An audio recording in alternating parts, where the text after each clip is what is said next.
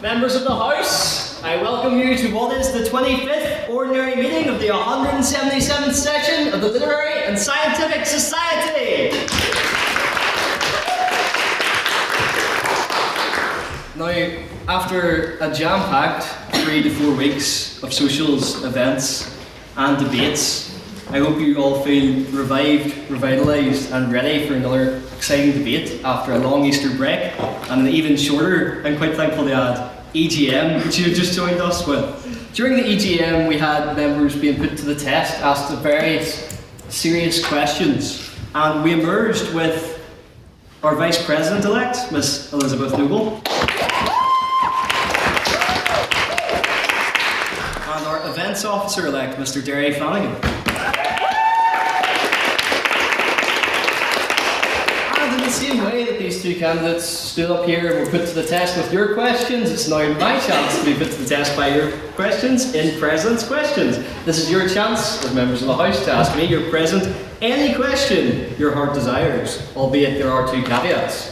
There are to be no questions about my politics, and no questions about my sex life, or lack thereof. So, do we have any President's Questions in the House tonight? Yes, Elizabeth. If you want to run for president of a different debating society, which one would you go for? In order to expand the Lerific, I would take over, because we've already successfully infiltrated Cork Debating Society with President Emeritus Elspeth Barr. So I would take over the Unhitch for good. That's what I would do.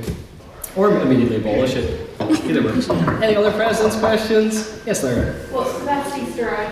The best Easter egg is the massive Cadbury's mini egg Easter egg. That is the best one because it has bits of mini egg in it.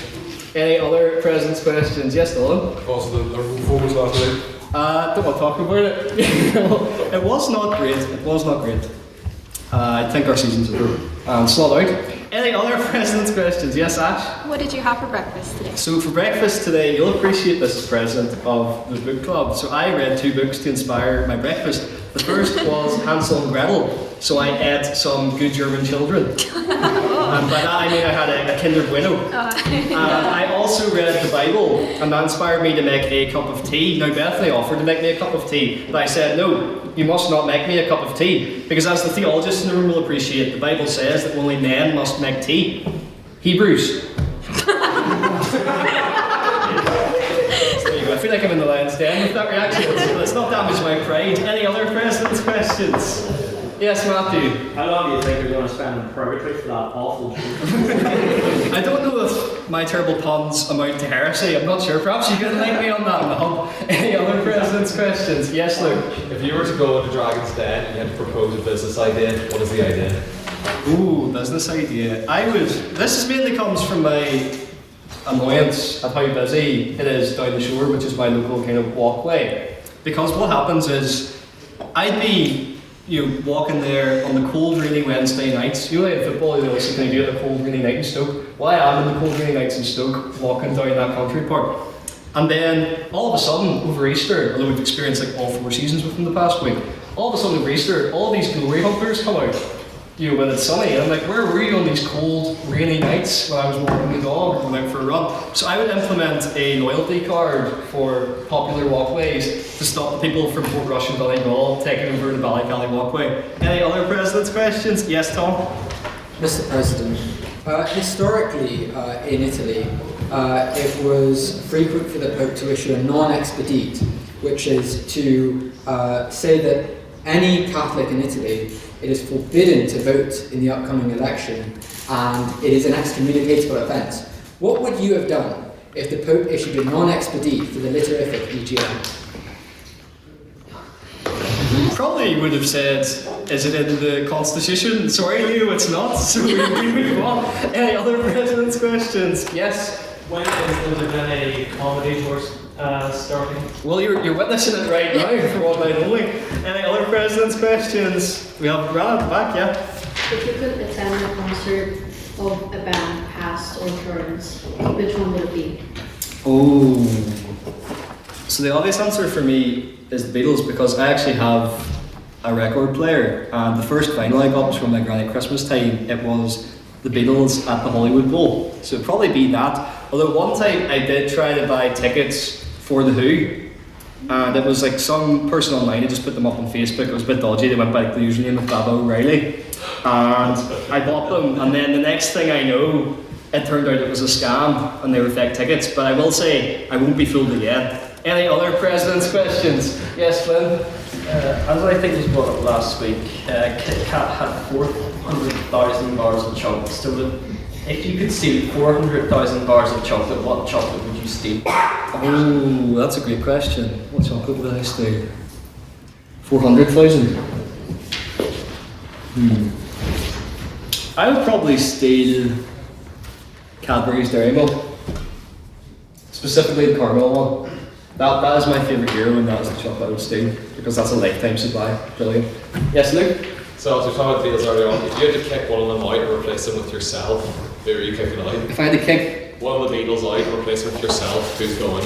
Oh, which instrument am I the least bad at of the four Beatles? I would kick out... I'm going to kick out George Harrison. And I know that might be controversial, but if I kicked him out, that would inspire him to start his solo career sooner. So we'd have more George Harrison, and then I'd be blagging my way through the Beatles. Any other president's questions? Going once. Yeah, Rachel, you had your hand up there? No, I think you did. Yes, Rana. Oh, I've already answered that one. Like, Ash's question about 6 questions ago. That's like the bad book joke. Oh. Sorry. Yes, Elizabeth? What do you think the best way to have eggs is?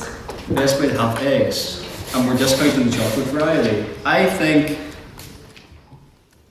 quite like poached eggs. I think they're underrated. Poached eggs and waffles. Yeah. Any other president's questions?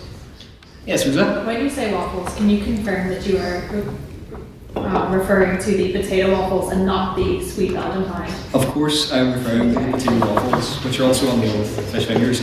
Any other president's questions? Okay, in that case, we will go on to our private members' business. This is your chance as members of the House to raise anything you've seen in the news recently, anything of particular interest that you wish to gauge the rest of the House's opinions on. And we're having shut up straight away, so I'm going to go over to Rana. I recently learned that alcohol does not fully cook out when you put it in desserts. Even if you simmer it for hours and hours, there's always like 1 to 2% left, which means all the hypothetical questions I've asked before, I was right. I have operations, thank you. Well, I'm proud to say, after all the literary exhibitions that we've had at the Society, this is the scientific one taking place. Congratulations. Ash actually sent me an Instagram reel. That was a diagram of like chaotic good, chaotic neutral, chaotic evil of all the different desserts with alcohol in it. So that's all your work comprised in one, Rana. But we thank you for your service. I'd like Henry? to clarify. One of the House's opinions on Max Verstappen's race engineering switching teams. Is this a sign that Max Verstappen is going to retire soon, or is it just bigger and better things? Interesting, yeah. Thank you. F1 question, Ella? I think people think that their relationship is closer than it is. Like, they're not Mono and Lewis, where like Lewis actively tried to get Mono to move to Ferrari with it. Whereas I think that I do think Max Verstappen is either going to retire or go to Mercedes. I can't see him doing anything else. To be honest. But at the same time, I don't know whether GP leaving is actually the biggest. I don't know, I think he's got Andrea Sella's been given an offer from Ferrari, he's obviously going to go because he's Italian. And then GP got a huge offer with loads of money. Like, I don't think they were close enough for GP to not be like, I'm going to take the money and be team principal of McLaren, one of the most famous racing teams of all time. I don't think it's that indicative of their relationship. Thank you. We also have members from the Motorsports Society with us tonight. So, yes, Dylan? I think if you listen to Max Verstappen and all the stuff he's been spouting about the new regulations, and then engineers like the one do, I think he's 100% going to retire as soon as possible. And his contract's the next year, but I think he'll probably get out before that. Retirement is imminent? As in, I think Formula 1 move on to tour cars. So it turns out that his contract is Verstappen soon. Any other points on that? Any other pieces of private members' business? Yes, Josh. Recently, a top female official in the United States, Greg Phillips, doubled down on the claim that he teleported to a Waffle House. And I just wanted to gauge the House's opinion. Considering that this is obviously a true story, that he has this power, should he share it with the rest of the world in the ability to teleport to a place that serves waffles? Interesting. Well, I don't think he's the only one with this power. I think the Jonas Brothers have this power as well. Yes, Rana? I really, I really want to visit a Waffle House because I've heard that people fight in them all the time. I really want to see that. That's my, Thank you. Yes, Luke? I'm going to repeat Rosa's question from earlier on. Is it potato waffles? Yes, enlightenment and then your point, Elliot. When I get back after I've had a book Is that just like a confession? Yeah, that's great. Elizabeth? It's a small segue, but it did make me think of all the specific chains like McDonald's, KFC, etc. Which one do you think sees the most fights on a global scale? Rana's hand is up straight away there, yes? The McDonald's in Birmingham train station. Specifically that one, nothing else. I love how we're one of the only places that has a security guard at the McDonald's in the centre. That is true pride there. Yes. As a Burmese, I can confirm that is true. There we have it. Yes, EJ? Once again, going back to how violent Waffle Houses are, I have to say my own answer being raised on Floridian specific Waffle Houses. Every time I've seen a physical fight between two people, two adults specifically as a child, was at a Waffle House. So I can't say I can discount the fact that the Waffle Houses are violent, never mind that in Florida. Thank you. Yes, Matthew? Back to your point about Birmingham, not speaking from my experience of Birmingham, but a bit of an awfully wasn't the displeasure that's out there. And I know Trina Smith is from there. I doubt that there's much positive stuff. Were you saying McDonald's was good or bad in Birmingham? Oh, I would not step, probably if I was not going to the train station, I would not step 50 meters in any vicinity of it. Yeah, that works my point. Yeah, I don't think there's much good in Birmingham. Just wanted that on the record. Thank you. Any other points on that? Yes, Emily? I think it's a good rule of thumb though, fast food is a great anyways, but fast food in places when you really need to be somewhere is abysmal. The only exception to that is at Euston Station in Dublin, Supermax there is incredible, and I think many people who travel through there can attest to that. Thank you. Who needs Michelin stars when you just have terrific recommendations? Rowan? About the McDonald's in town, it was the day before Good Friday, and it was on Good Friday. I was trying to get a filet of fish, and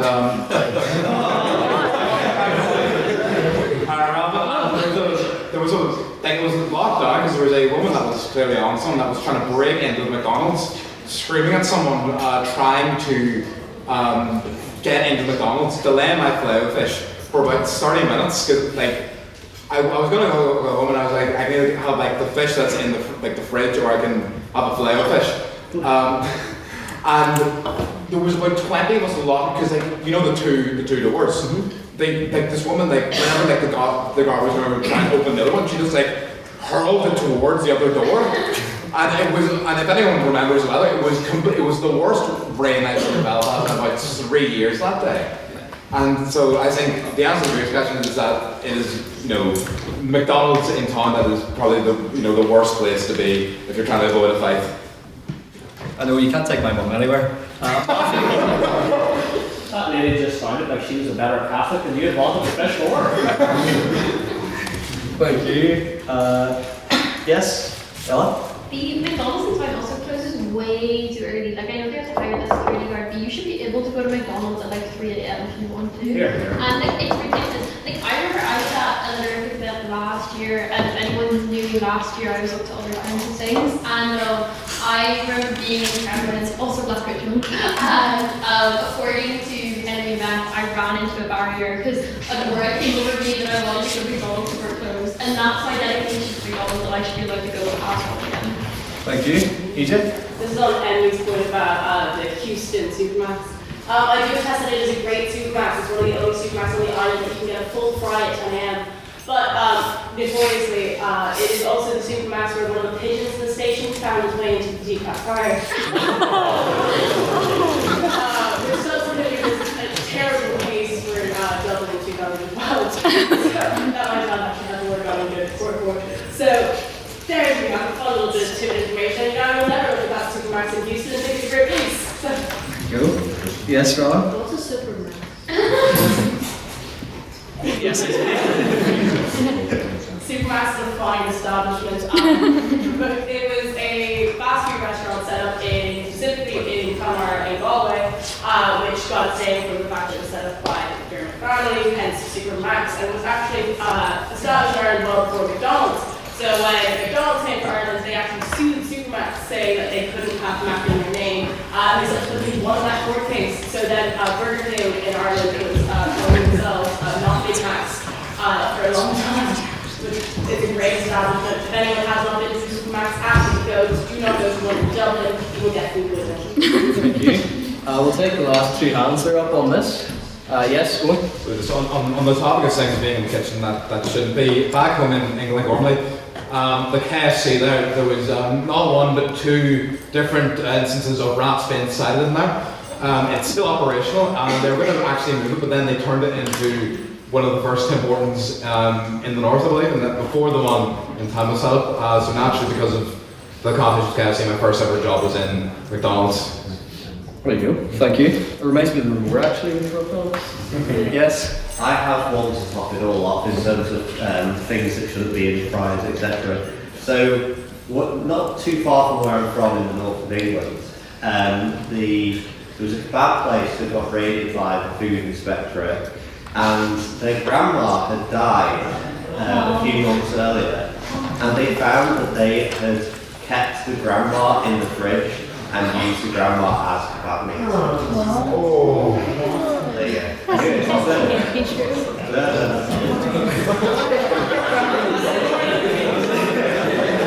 Would anyone like to lift up the room? Yes, Rana, the final point.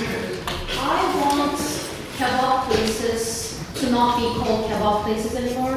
I think it does a disservice to the name kebab, or doner for that matter. Irish, Turkey, or any country in the Middle East that claims the dish, I don't care. They would sue Europe, like as an entire continent, to stop using that name. That's my There you go. There we have it. In terms of using names, Turkey now prefers to be called Turkey. Rana is from there, by the way. Just to clarify, I have a point of clarification, Ryan, about your story. Yeah. Was the kebab served on naan?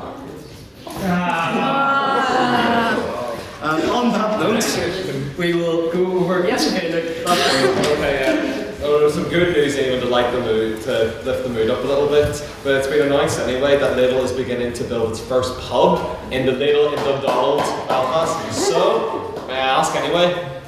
Cheap pints, let's go there after every debate. Perhaps not starting tonight, but there you go. That's one for, I suppose, social officer-elect to consider for social next year. And on that, I would like to invite a surprise guest to read the minutes, Mr. Henry Reardon.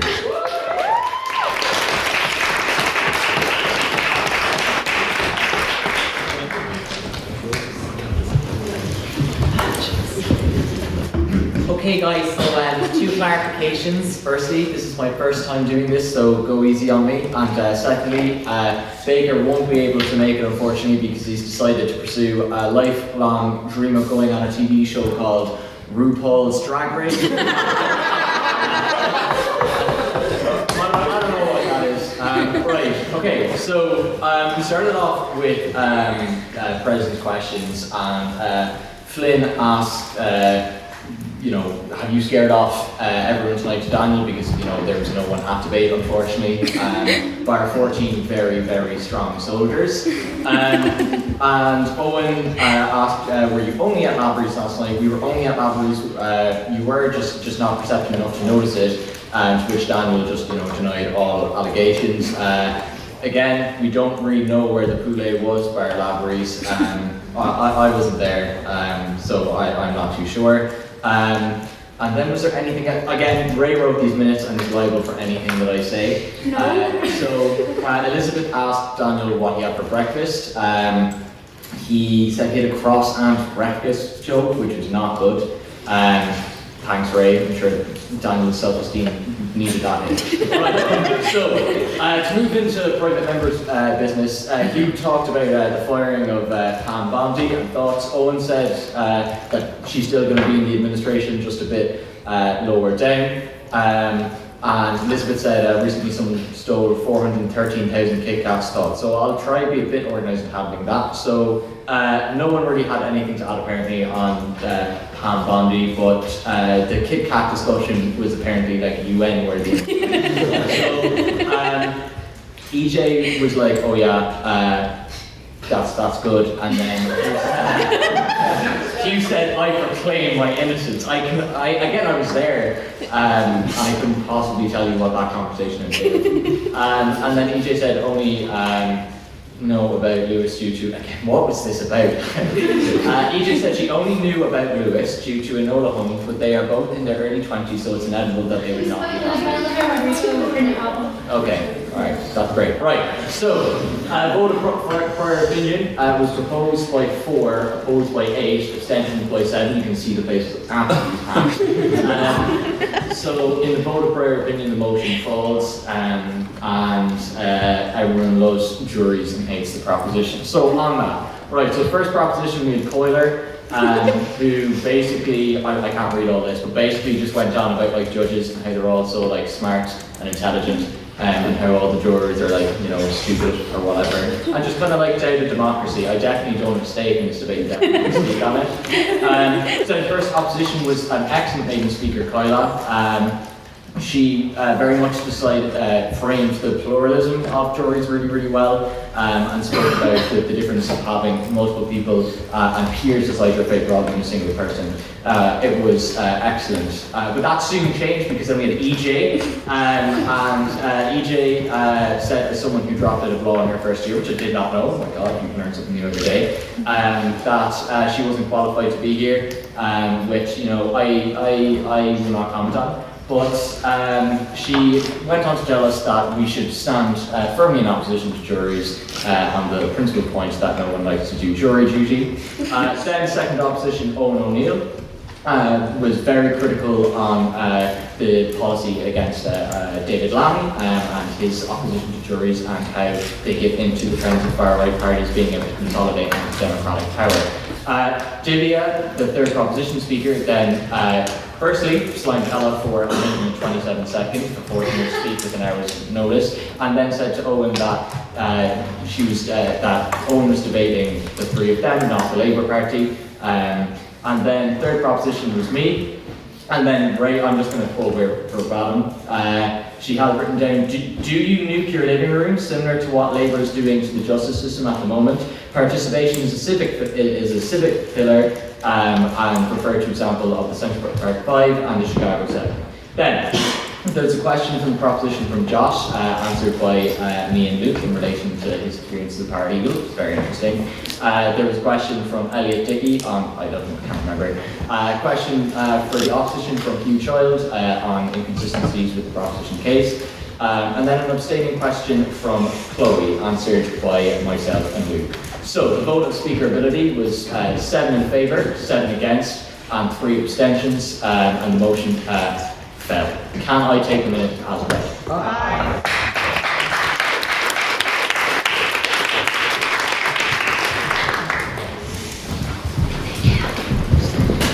Thank you, Mr. Luke, Standing Secretary, for those 5 minutes. And now we are on to the main event of the night, our debate.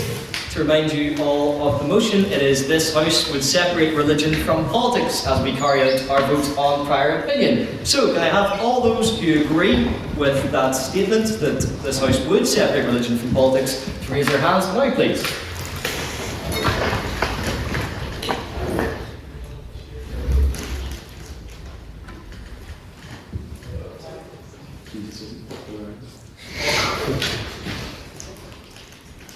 That's 29. And can I have all those who disagree with that motion and would like to vote for the opposition on voting prior opinion to raise their hands now, please?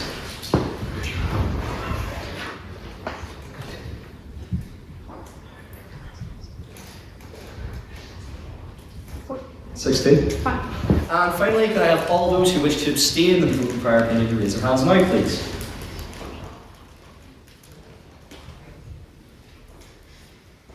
Seven. 8. Oh, yes. Madam Vice President, please may I have the results from the vote on prior opinion? Yes, with 29 votes for the proposition, 16 votes for the opposition, and 8 abstentions. The motion passes.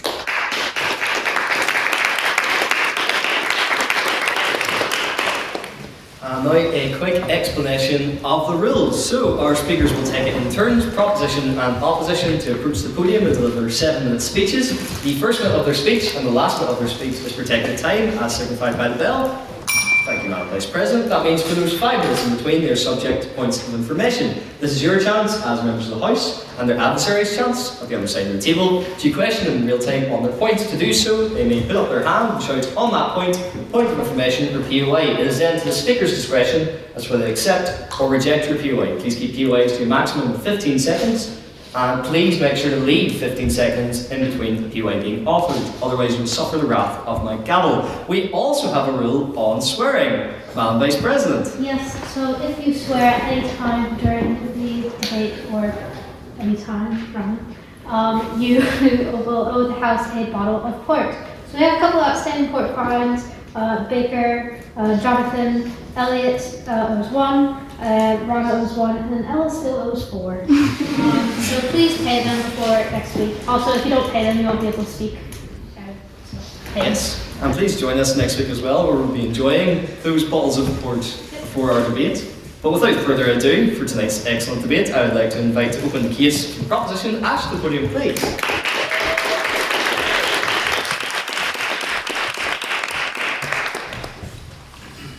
Members of the House, I want to clarify that tonight we are not debating whether religion is true nor whether faith is valuable. Those are profound and deeply personal questions, and they lie far beyond the scope of this debate. What we are debating tonight is something far more practical, whether the power of the state, its laws, its courts, its ability to punish and compel should be exercised in the name of reasons that every citizen can understand and challenge, or the name of beliefs that only some share. Because in a functioning democracy, laws do not merely demand obedience, they must justify themselves to the people who live under them. They must rest upon principles that every person, regardless of creed, can examine, contest, and hold accountable. Once that stops being true, law ceases to be a collective enterprise and instead becomes the imposition of one worldview upon another. First, democracy requires that public law remain accessible to all. A democracy cannot function unless the people or governments can engage with the laws that bind them and participate equally in shaping the reasoning upon which they rest. That is what gives law legitimacy, not merely that it exists, but that every citizen stands in equal relation to it. But the moment the state begins justifying its laws through theology, that equality begins to erode. Law ceases to speak in a public language and instead becomes an expression of a singular faith-based moral framework put upon everybody else. This matters most when law shapes people's lives in practical ways. Consider the historical blue laws of America, rules rooted in Christian Sabbath observance that forced businesses to close on Sundays and restricted how people could work and live. For those who shared that belief, the justification was obvious. But for those who did not, the rationale was not one of public necessity, civic good, or measurable harm, it was simply doctrine. And that is the central problem. In politics, what matters is not whether something is sacred, but whether it works, whether it harms, and whether it serves the public good. A law grounded in evidence can be tested. A law grounded in outcomes can be refined, but a law grounded solely in divine command places itself beyond ordinary scrutiny. Democracy cannot endure if its laws are justified by reasons only some of its citizens can accept. On that point, Sure. the entirety of Great Britain and Western values has been built on Judeo-Christian ethics, and this is a functioning democracy in Western society. What do you have to say to that? Yeah, well, I was going to touch on this, but I'll speak to it now.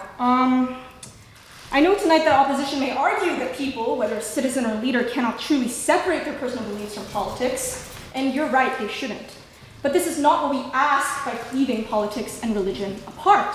We ask instead for individuals to understand that while they are entitled to bring their values, convictions, and beliefs into public life, when those beliefs are used to justify laws that bind everyone, they must be translated into terms that all citizens can evaluate. This is not a restriction upon belief. This is a foundational requirement of fairness in a pluralistic democracy. I hope that answers your question. Coming back to what I was saying. Second, when law is justified by theology, injustice gains divine immunity with devastating consequences. The problem is not any one religion, it is what happens whenever any belief system is elevated beyond criticism and granted the force of law. Consider a young girl in Afghanistan who was denied an education because religious authorities declared it improper. She cannot appeal to evidence, cannot argue outcomes, and cannot meaningfully challenge the decision because the law is not justified in terms she can contest. The matter has already been declared settled by doctrine. Once law is justified by divine authority, disagreement is no longer simply disagreement, it is blasphemous. It is sacrilege. Dissent is colored not as political resistance, but moral transgression. By contrast, secular law remains open to revision precisely because it rests upon infallibility, but not upon infallibility, but human judgment. It can be challenged, amended, and improved when it fails. That flexibility is what protects citizens, especially those in vulnerable or minority positions, from permanent oppression. This is our central point on proposition. That when theology becomes the basis of law, it transforms political power into something more dangerous, power that claims not merely authority, but righteousness. But proposition does not merely protect the non-believer, it protects the believer too. Perhaps most of all. Because when the state speaks in the name of faith, faith itself is corrupted. Faith is meant to be chosen. It is personal, voluntary, and only meaningful precisely because it is freely given. The moment belief is backed by the force of the state, faith ceases to be freely laid upon the altar of conscience and becomes obedience demanded by earthly power. And I'll put my own agnosticism aside to speak directly to the many followers of Christ in this room. Even religious leaders chosen by God and devoted in heart can be led astray when their authority becomes entwined with the force of the state. Instead of shepherding their flock towards God, they are drawn into the orbit of earthly power. What was meant to be a free offering of the soul becomes faith molded by the demands of authority, performed to maintain position rather than form of conscience. Words once inspired by the Spirit risk becoming instruments of authority, hallowed of devotion, sanctifying the will of man rather than the will of God. Christian scripture, too, wisely recognizes a distinction between spiritual devotion and earthly authority.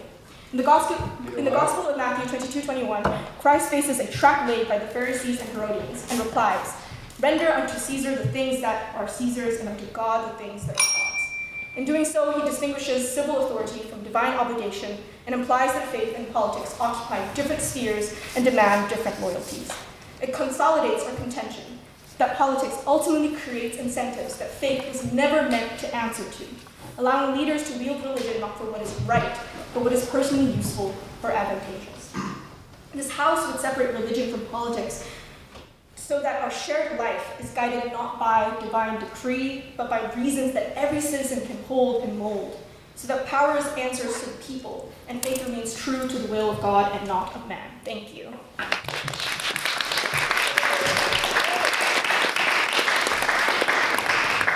Thank you, Ash, for that very fine speech. And now to open the case for the opposition, I'd like to invite David to the podium, please.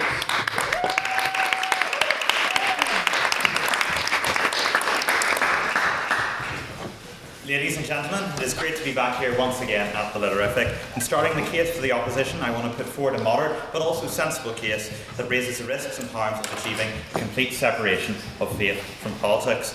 My opposition case is a case for tolerance of all views, indicating that irrespective of background, that no one is neutral. We must first recognise, of course, what is politics. The Cambridge Dictionary defines politics as such: the activities of the government, members of lawmaking organisations, or people who try to influence the way a country is governed. To this I say, let the best worldview win. The point of a democratic system is a fair competition of different ideas to garner support from the people. Banishing certain points of view from public debate that are easily classed as mainstream and present in broader society excludes much of a population from expressing a view to the same extent as others. For as long as there are people who see value in religion, it deserves a place in public debate. Let us reflect on the words of Napoleon: Nothing is more difficult and therefore more precious than to be able to decide. It must be remembered tonight that atheism and similar alternatives are not neutral. They are each their own worldviews. The first concern that I wish to address is the proposition, the risk that comes with removing human freedoms and equality legislation. But first, can I have a show of hands for those that support pluralism? We've heard it mentioned today. Are there those that support pluralism in here? Maybe most people are shy, but we'll keep that in mind. Pluralism is a political and social philosophy where diverse groups based on religion, culture, or ideology coexist, cooperate, and share power within a single society. Now keep that in mind. In the UK, your right to express religious faith is protected primarily by the Human Rights Act and the Equality Act of 2010. These laws protect your freedom to hold, practice, and manifest beliefs in public and private.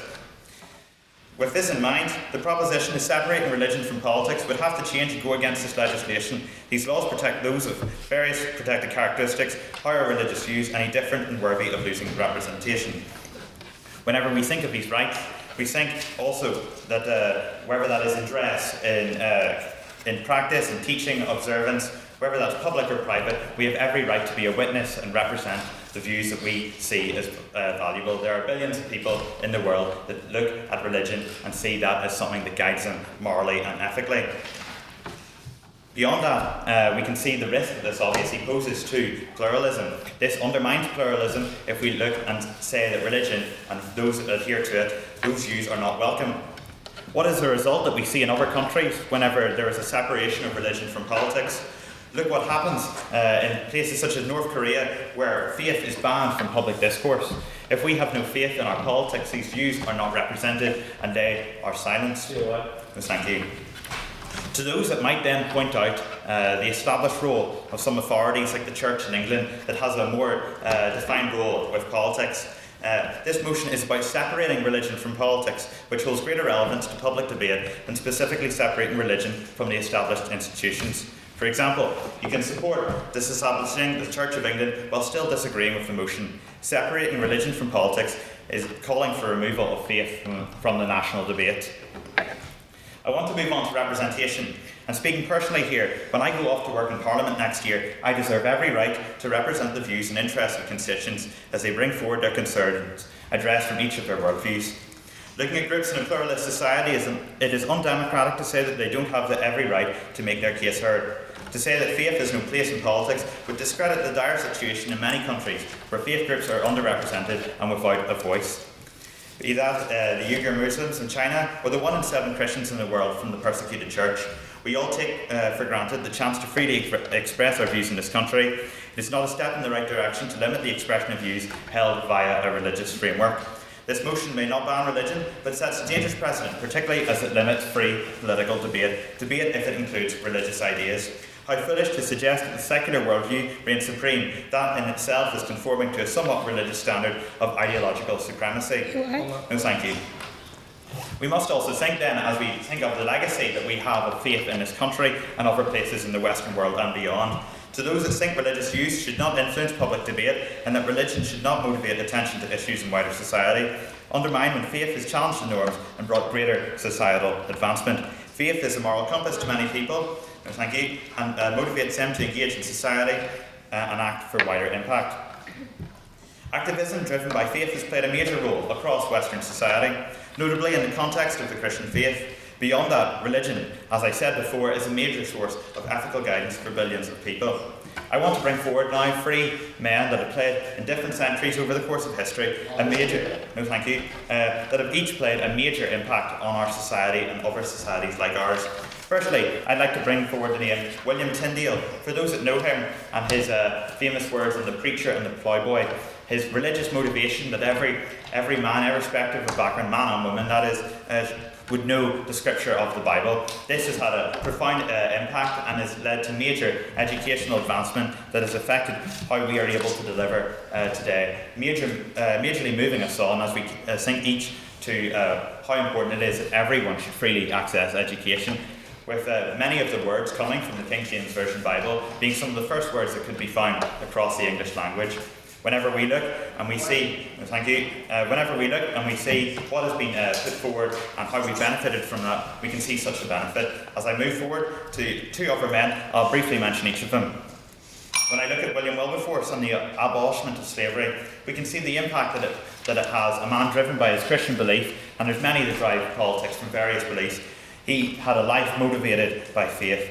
He wanted to and spent his whole life trying to abolish slavery, and through that has had profound impact. And the third man I want to bring up is Martin Luther King Jr. Him, as a Christian pastor, wanted to help civil rights in America, motivated by faith-based activism. That is what I want to bring forward today. Religion has done many things in this country, changing the course of history in a positive direction. We do not want to ignore the religious input in future issues in society as they appear. Why would we turn more people away from politics that could otherwise bring their input? I want to finish with this. If you do not take an interest in the affairs of your government, then you are doomed to live under the rule of fools. This is the word of Plato. Why, as we stand on the shoulders of giants, would we want to neglect more people getting involved in politics? And if their faith drives their position, then I want to hear it and see what they can add to political discourse. Thank you very much.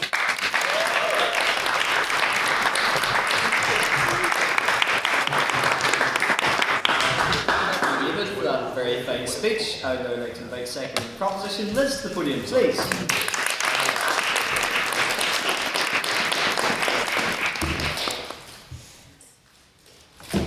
I would like to kick off my debating debut with a quote from the man who is going to save America, the leader of the free world himself, Donald Trump. When he spoke at the United Nations in September of 25, he said, and I quote, "I look at London." Well, you have a terrible mayor, a terrible, terrible mayor. And it's been changed, so changed now, they want to go to Sharia law. Now, the last I checked, the only thing taking over London is overpriced iced matcha. But let us entertain this claim for a moment. Let's imagine that just for a second, there is a universe where Sadiq Khan has taken over London with Sharia law. Now, even in this hypothetical scenario, this London would not stand. Why? Because laws in a democratic society must reflect the will and the composition of its people. In reality, Muslims only make around 15% of London's population. And this is a significant and valued part of the city's cultural identity, but it is not the majority. So imposing a single religious legal system on such a diverse population would not only just be unrealistic, it would be undemocratic. Because if we all agree that minority religion shouldn't dictate the laws of such diverse societies, then we also have to ask, why should any religion? Because Britain today is not the Britain of 100 years ago. According to the 2021 census, Christianity sits at about 46% of the population, and it is falling. And let's be honest, Christian means anything from daily mass to I participated in my school's nativity play. We are no longer in a single faith society. We are multicultural, we are multi-faith, and we are increasingly non-religious. You're as likely, no thank you. We are as likely to meet someone who goes to mosque as someone who believes that their star sign dictates their entire personality. So the question then becomes, in a country this diverse, does it make sense for one religious tradition to have such an important role in politics? Now, don't get me wrong, religion has played an undeniable role in shaping the moral frameworks and the constitutional bodies of the UK. And this contribution should be acknowledged and respected. But this respect does not mean dominance. There is a difference between religious law and legislation. You can absolutely let your faith guide your life, but you should not automatically guide everyone else's. In a modern democracy, laws must be grounded in principles that are inclusive, that are adaptable, and representative of all its citizens. On that point? No thanks. Because the moment religion enters politics in a dominant way, the Bible stops becoming a religious text and it starts becoming a public rule book. And nowhere is this more relevant in our lovely home here in Northern Ireland. And now, we don't need to imagine what happens when religion and politics mix. For decades here, identity was split along religious lines, blah, blah, blah. I'm not going to lecture you about the troubles. Because the implications of religion and politics here are crystal clear. And what are these implications? It's conflict, it's division, it's generations of communities growing up, being defined not by who they were, but by what kind of church their parents took them to on a Sunday. On that point? Nope. Oh, you made me lose my place now. It turns out that when you mix religion and politics too closely, you don't get unity, you get car bombs. and that history should teach us something. It should teach us that when political systems are tied too closely with religious identity, we risk excluding and dividing. When we talk about the future of Britain, we need to think carefully about what kind of society we want to build. Do we want one where laws are influenced by religious doctrine, or do we want one based on principles that everyone can follow, regardless of whether they go to church or temple, or whether they shop at Lidl instead of Tesco? On that point. No. Diverse societies mean different ideas, different ways of seeing the world. It means we're not stuck doing things just because it's the way we've always done them, which historically is not the strongest argument. But multiculturalism only works if the system itself is neutral. If the state claims to be based on one religion, it sends a message. It says, this belief matters more. These people matter more.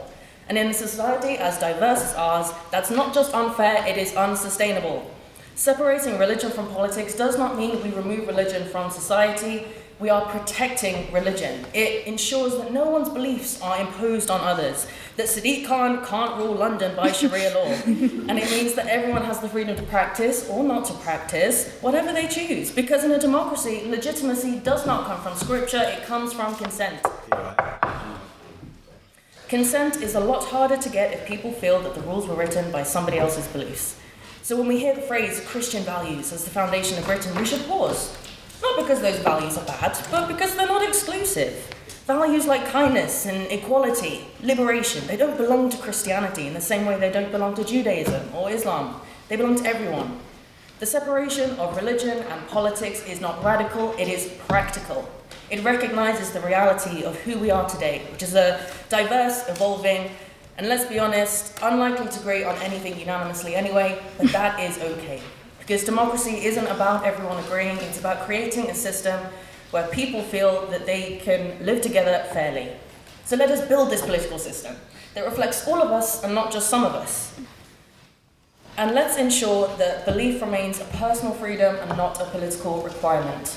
The removal of religion from politics ensures that no single belief can dominate others. We would be protecting minority voices, and we would be allowing individuals to coexist peacefully even when we fundamentally disagree. On that point.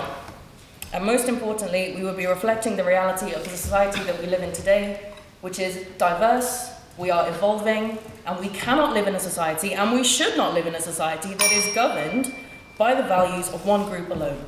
Because when one belief becomes law for everyone, we stop becoming a democracy.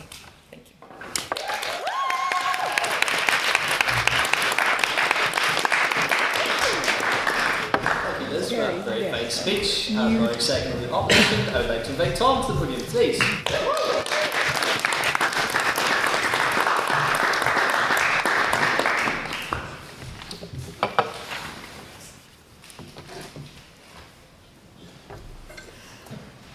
Mr. President, ladies and gentlemen, good evening.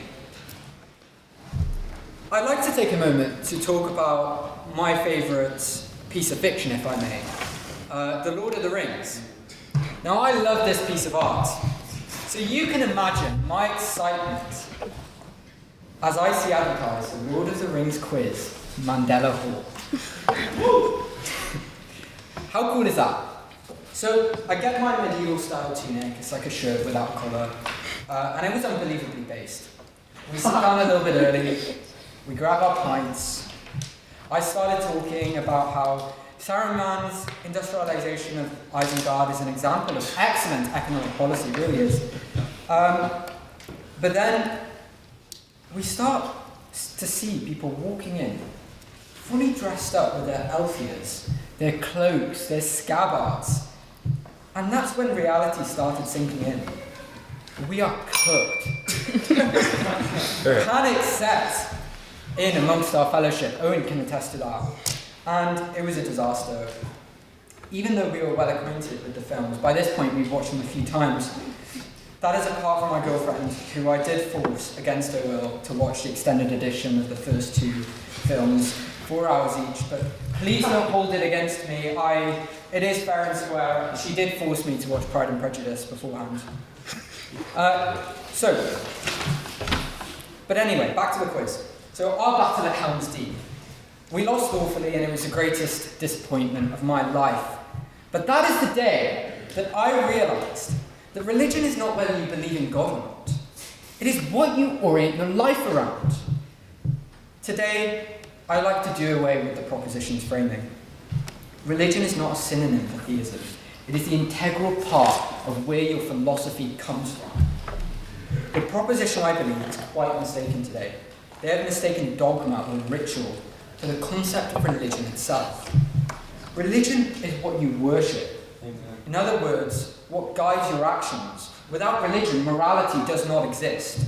Religion is what you hold as your ultimate concern. I'm here to argue today that any moral assertion is the imposition of a religious worldview on another. To divorce To divorce religion from politics is to separate morality from statecraft. I believe in the God of the Bible, but you don't need to believe in him to accept that we, as a society, can establish a perfect ideal of perfect ethics as a perfect goal. That is what God is. To take, for example, the view that you should not murder people. This view presumes that I should be guided by an abstract idea. I should not do this, I mustn't. It's a moral imperative. Then it presupposes that I should avoid harm against others, which derives from the idea that humans are valuable, which derives from the view that there is an order of priorities, a supreme priority for humans. That is religion, ladies and gentlemen. Very quickly, this starts becoming epistemological, which comes in the end from a teleological framework. In order for you to have morality, you must have religion. And I'd like to make this very clear to the proposition. I'm not saying that you need to be told by God to be able to strive for an objective moral order. I think morality lies in the heart of in every heart, in every conscience. Please. If in order to have morality, you must have religion, why aren't every single murderer an atheist? Well, in their conscience they are. They don't believe in God. But I think that's a religious view. In their conscience, they don't believe that they will seek final judgment, and that's why they do it. But that is a religious view. It is a religious view to assert anything about whether a theistic deity exists or not. That is a religious view. But in order to prescribe law onto people, you must have the logical reasoning to justify it. You can't have a moral framework come from nothing. Every society needs a religion. And it's open to question which one we pick. Do we pick a religious worldview that is anti-freedom and dignity, or do we choose the good? That is a question open to everyone. Let your conscience decide it. Let your hearts reflect on it. We need to pick one, because laws aren't random. POI? They come from morality. Morality isn't randomness. It comes from a philosophical worldview that cannot be separated from religion. Sure. Thousands of lawyers across the bar, and I'm sure over here as well, are atheists who say that they're not qualified to make judgments on law because they don't have a religious standing. I think that's quite ridiculous. I think what you order your life on is your religion. What you worship, what you hold is your ultimate goal. Right? That doesn't necessarily need to be the following of God's will, or the God of the Bible's will. It can be anything you decide. It can be what your conscience decides it should be. But that, in the end of the day, is a religious view. Politics is about how we together, as a society, operate, and what rules we apply to it. And it's all held up by this chain, anchored by epistemology. How do we know what is real? POI? Then religion, no thank you. Who are we? Where are we going? What is our purpose? Then philosophy. Given my religion, what rules apply? What rules are important? And then morality. The product of the chain holding the society up. To cut the chain at religion is to watch everything fall into the abyss. Please. So during your speech anyway, you're talking about an idea of politics, but you haven't explained properly religion in politics itself. You're just talking about grandstanding ideas. Well, politics is lawmaking, it's statecraft. And any law is the imposition of a moral framework onto people. Right? That moral framework must come from a philosophical worldview. And that philosophical worldview must come from religion. The chain I just described. If you cut it at religion, everything falls. Whether you worship Lord of the Rings or whether you worship God, this debate is not about that. It is whether we want a society rooted in a logically established moral framework or not? For these reasons, I beg to oppose this motion. Thank you very much.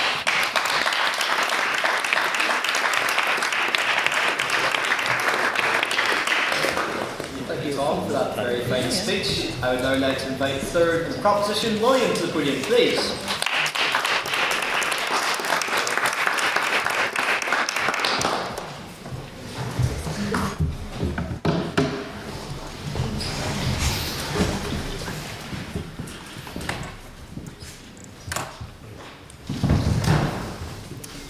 Shalom, my sugars. I'm probably going to say some sacrilegious things, so you have been warned. Anyway, I want to start with Mormonism, right? It's a great first example because we can all agree on it being ridiculous, right? It's a curse from God. Good excuse to have no black people in your church. There's a clip that asked a Mormon, would you rather drink coffee or go to war? And he was like, well, I'd go to war. Drinking coffee is, I'm allowed to drink coffee. Like that's nuts, right? But specifically, how did Mormonism benefit Joseph Smith, the founder and probably the most successful con man of all time? Yeah, man, I'm translating our holy text from these golden plates. You can't see them, but it's all in there. And now I get to sleep with your wife. The Doctrine and Covenants is so blatant. You've got lines like, church members must give Smith money or be cursed. The church must build the Nauvoo house at a place for Smith and his kin to live for generations. There's a bit that's like, God told me to tell Martin Harris that Joseph Smith gets to decide how all his money is spent. Like, this one specific guy God had it out for. The entire religion is structured around Smith getting to do no work and sleep with any woman he wants. Smith and his fellow heads at the top benefited greatly and continue to benefit. Well, he's dead, but like the people in power now benefit from this cult in Utah. Brainwashed from birth, and if you leave the religion, you go to outer darkness, which is like super hell. Very, very convenient, right? But let's extrapolate that concept and realize it applies to every religion across time. You just treat it with a bit more gravitas because it's like thousands of years old. Just take any religion and think about how its doctrine benefits the people at the top. Christianity began as quite an emancipatory movement in the Roman Empire, but as it grew and became the state religion, it adopted and supported the very hierarchies it once challenged. And a lot of Christian doctrine is very convenient for keeping stability in the monarchies of Europe, with the divine right of kings and all that. But in the wealthy classes too, like I always say, it's very convenient that the 7 deadly sins are what? Greed, gluttony, pride, sloth, envy, lust, and wrath. Wrath is fair enough, but for the rest, imagine you are a dumb, illiterate peasant from Saxe-Lauenburg in the 1600s, and you see your lordship has a massive feast, and the clergy are there, friars and priests engaging in sexual dalliances with harlots and raucous debauchery. They're greedy and gluttonous and lustful. But it's a sin for me to be jealous, envy, and I can't go against them, that's wrath. And they haven't done anything directly to me. And it's all good because pride, seen as the opposite of humility, which is the virtue, you know, it's good to be happy with your lot in life. And hey, I live a pious life, and after all this crap, I get to go to the golden land in heaven, and they get to burn in hell. You'll get pie in the sky when you die. That's a lie. It's very convenient that this whole system of belief keeps the unwashed masses you need to till the fields docile and you cushy. And especially when all the Bibles were in Latin, it was very golden plates, Kaur. Yeah, here's the word of the Lord, but only I can read it. And also, if you try to leave, you burn in hell for all eternity. And this worked for ages until the Bible got translated and distributed with the printing press. And everyone went on, hold on a minute, but even then in the so-called Reformation, it was mainly the princes of the Holy Roman Empire who were like, I'm sick of having all my peasants pay tithes to the Roman Catholic Church. All the peasants should just directly pay me. And that's kind of what happened. But for you, Mr. Saxe-Lauenburg, you realize, hold on a minute, this is the same shit, different master. And you start a war, you start the Great Peasants' War of 1625, and what happens? 300,000 of you die because you're serfs, you have nothing, and you get smoked by landsknechts and knights. Famously, Martin Luther, who was all for reformation of the church to his benefit, published a pamphlet titled Against the Murdering, Thieving Hordes of Peasants, wherein which he said, aristocrats, please put down the rebels like mad dogs. Like, whoa, guys, I just wanted to get paid more. I don't want to upend the entire social order of the Western world. And obviously, they failed and died. And the grapes of wrath were not to be harvested for another 100 or so years. Go ahead. You're describing many examples of where Christian religion has been as you said, badly interpreted and badly executed, right? And morally evilly executed. But that's not attacking the religion itself being introduced. Sorry. But it doesn't really matter the true belief of a religion. What matters is how it's being applied as government and enforcement over people. And that's kind of the main point here, because that was all just Christianity, right? Because you're familiar with Islam. It's the same, like, Habibi, I got a kiss now, you're an apostate, bro, bismillah. What's that? Like, shisha is haram, but like, who cares, sweet decadence. And like, Jannah and Jahannam, it's Abrahamic, it's very similar to Christianity, done those things. But Buddhism has reincarnation, again, very convenient if all your peasants live crap lives. Well, good behaviour will be rewarded in the next, and I'll escape samsara, and meanwhile, the landed monks were living it up in the old Tibetan Empire. The mandate of heaven in China is a funny one, because when times are good, heaven has our backs, but oops, the Yellow River flooded, and now we've got to kill the emperor, and if you succeed, heaven willed it. And then, with the Han and Ming dynasties, commoners rose to emperor as a result, because the divine mandate was decided by merit, and in doing so gained divinity. But the divinity is not ordained by a traditional Abrahamic God. It's more an extension of Confucianism, which I would say is less religion and more a moral philosophy. There's no God, there's no direct mandated worship. You're not bound to it as it existed in tandem with Taoism and Buddhism. But I need 7 hours and not 7 minutes to discuss the religiosity of Confucianism. The point is, in history, religion has been an excuse for the opportunistic to either seek power or cement their already held power. It's not to say religious beliefs are inherently negative. If that's what you need to have a moral framework and to stop you from killing or stealing from me for no reason, go ahead. And while, of course, religious beliefs do affect our politics, our laws and moral frameworks are biased through a Christian lens, it is very important that it is kept as far from state enforcement as possible. We can tell Keir Starmer if he has lost the mandate of heaven, but we cannot if he has the divine right of kings.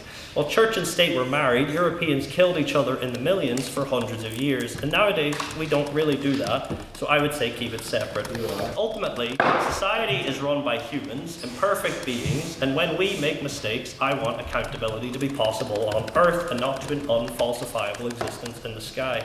Wanting your religious doctrine enshrined in law makes you either a 1652 Saxe-Lauenburg peasant or a Joseph Smith, depending on how much it benefits you, and neither should be anywhere near politics. Amen.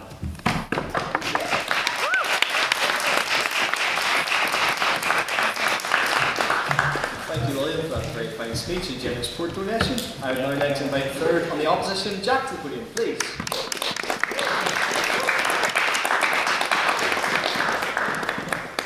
Thank you. I think we've slightly misjudged the premise of this debate this evening. It's about whether we would separate religion from politics, not whether religion itself is a force from good. I think, in fact, the third speaker's speech actually conceded that it is totally and utterly impossible to remove religion from politics, because throughout history it has been an abiding factor, whether for good or for bad. I envisage that those poised against the integration of politics and religion on this side, their view may be derivative from a sincerely held belief that where religion is governed, grievance has emerged. Though this claim could be reviewed case by case, it's not the object of this debate, and it would take us a considerable length of time. It is an oddity that in the sense that secularism and the new atheism which spearheads it is also a belief system too. It's a new religion, if you will. In asking society to cleanse its politics of the most ancient tradition, religion, to make way for an alternative, what secularism is actually asking us to do is to replace the worship of one God with another. PY. No, thank you. A golden calf, if you like. My view, you'll be surprised to learn, is in contradiction to this. I'm reluctant to descend into a full-scale assessment of the feasibility of secularism as opposed to religion, as I've actually done that a year and a half ago. However, Rowan Williams' response to the aggressive secularism and new atheists and their allies in their campaigns, in the French style of programmatic secularism, he says, in which any and every public manifestation of any particular religious allegiance is to be ironed out so that everyone may share a clear public loyalty to the state. unclouded by private convictions, and any sign of those private convictions are rigorously banned from public space. Just look at how we're now arresting people for praying outside abortion clinics. Despite the domestic agreements and minor rows, a full-scale divorce between religion and politics would result in a scene reminiscent only of Henry VIII and Catherine of Aragon. It would be absolutely catastrophic. The second speaker mentioned how once scripture is brought into the state that there is no legitimacy whilst wearing a Che Guevara t-shirt, with executions, imprisonment without trial, betrayed legal rights, opposed a liberal democracy and free speech, and had a one-party system and operated on encouraging violent uprising. The other godless society known for its particular gripe with religion is that of Joseph Stalin's USSR, when he launched his godless 5-year plan and his holy war of murder and destruction. In 1937, 50% of those in the USSR were Christian. In the same year, 85,000 Orthodox Catholic priests were murdered. A total of 10 to 20 million people in the USSR suffered as a result of their religion. No thank you, no thank you. I have a dear friend, Marcus Walker, the rector of St Bartholomew the Great in London, and when speaking on the interwoven relationship between the Anglican Church and the nation, he said the following: "The relationship between the Church of England and England itself is an intense and complex one. It is historical, emotional. It is seen in the great events of the nation. Contrary to the second speaker, the coronation begins with, or ends rather, with an oath for the king or queen to God. It is seen in the food banks and the country pubs of the nation. It is intimately involved in the politics of our nation. It's written in the literature. It is heard in the music of our nation, and it's seen in the arts. In short, to borrow from the late Queen, it is, and I quote, woven into the fabric of this country, and this is true culturally perhaps more than anything else." Marcus was very correct. The state cannot be neutral when it is fundamentally built by Christians. It's impossible, but that doesn't just restrict to the United Kingdom itself. It's true across most states in the world. The religion doesn't always necessitate the public manifestation of a belief, but it does bear a symbolic, historical and cultural significance that cannot be unwritten from our past in the United Kingdom, or indeed in Ireland, or that of most of Europe. Look how that plays out in Great Britain after 1689 and the adoption of Protestantism. The French wallowed in superstition, thus the English felt the need to enjoy true religion. That is politics at play at the highest level. The same was the case in 1789 with the French Revolution, and 1793, and the arguments of Catholic emancipation in 98, and the Acts of Union conversations in 1800, 1801, all to do with state religion. Roger Scruton offers an insightful definition of what religion is, denying that it's a few abstract metaphysical propositions. Religion is a way of life involving customs and ceremonies that validate what matter to us and which reinforce the attachments by which we live. It is both a faith, and a form of membership in which the destiny of the individual is bound up with that of a community. Scruton's definition of religion, and indeed the premise of our opposition, that the two are not inseparable, can be witnessed not only in the annals of history, but as we are currently debating right before our eyes in the House of Lords. Just look at Ken Ledbetter's assisted suicide bill. It serves as the perfect example of how religion will always trump the politics of the day. Faith directly informs religion, or rather, faith directly informs our politics. We have witnessed peer after peer rise to their feet in passionate opposition from across the political spectrum. And that's all religious denominations and none, because you're still adopting a belief system. They pour their heart out in the chamber against the bill because it is a fundamental contradiction to their religion. Why is this the case? She did mention that faith is a distinction from religion, and I appreciate that, but faith and works are intertwined. It's very difficult to have a faith that is inactive without having works from a religion that inform how you look at the world. Faith is not simply subscribing to a list of doctrines as though ticking the boxes of a questionnaire. Faith and works take on their religious character when they fill the soul. It reaffirms... yes, sorry. You understand, though, that there's an epistemological difference between faith-based knowledge and non-faith-based knowledge, because one can be contested and one cannot. Sure, and there is and I appreciate the sincerity from which you're coming at that, but the second speaker opened with a reference to Trump, which is already a direct contradiction of what you're saying, because it's drawing on a personal faith. Trying to distinguish between faith and religion as a whole would take us a lot longer than in my case, 50 seconds. But it reaffirms my initial point. It's impossible to divorce religion from politics because religion must always supersede the political allegiance of a politician. Just look at Northern Ireland.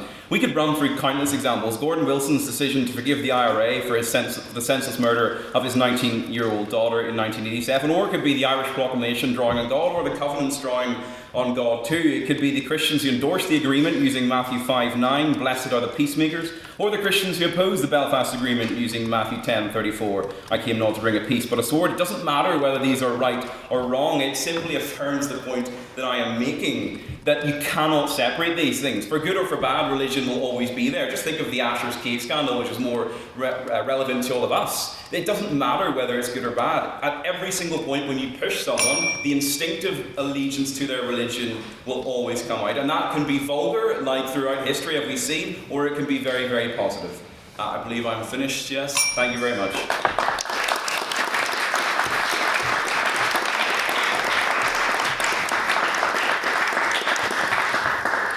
Thanks to Jack for that very fine speech. And now to close the case for the proposition, I'd like to invite Rosa to the podium, please.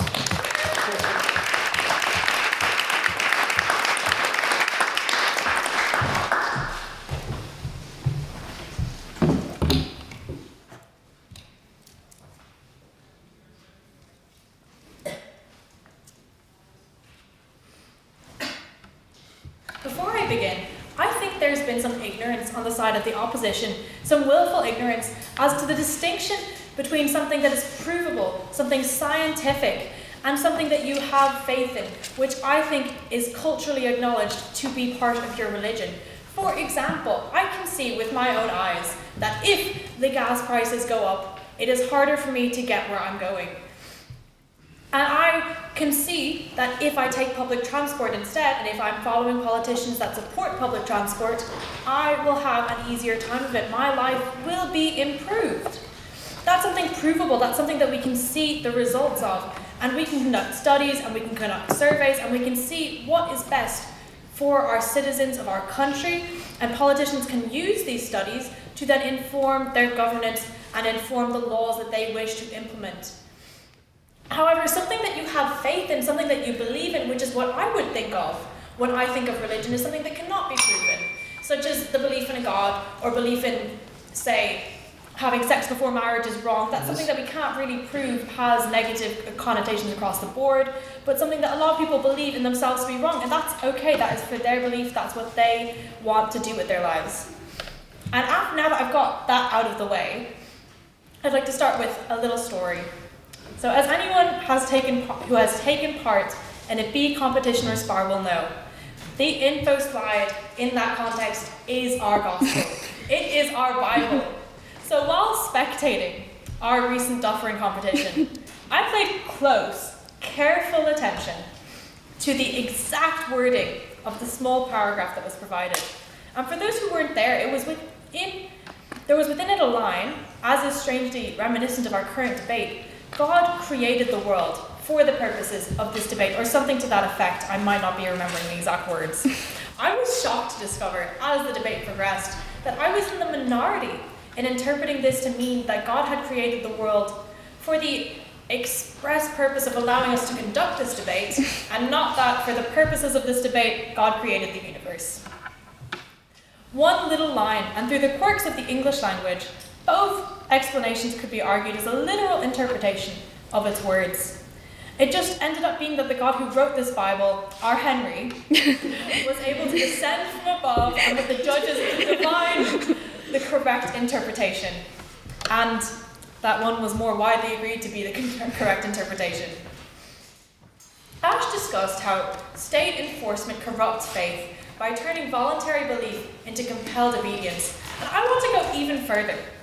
The proposition may try to redefine what has been culturally understood to mean religion for hundreds of years. But I think it can be agreed that in the context of this debate, religion is a person's spirituality, their faith. And